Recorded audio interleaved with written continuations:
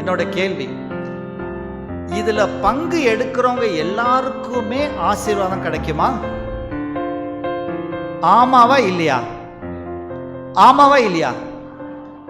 இல்லன்ற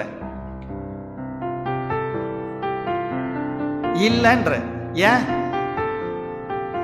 இயேசு கிறிஸ்து தடவை இது செய்யும் போது எத்தனை பேர் பங்கிட்டாருங்க? 13 பேர், அப்படித்தானே?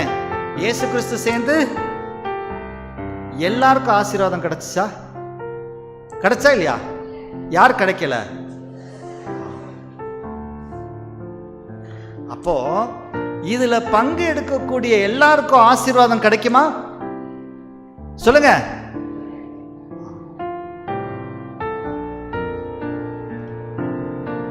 உங்களுக்கு வேணுமா?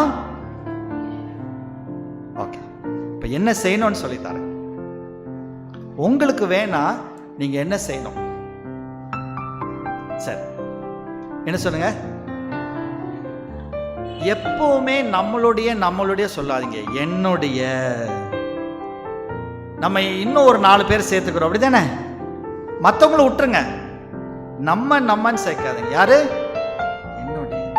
என்னுடைய, நான், என்னுடைய.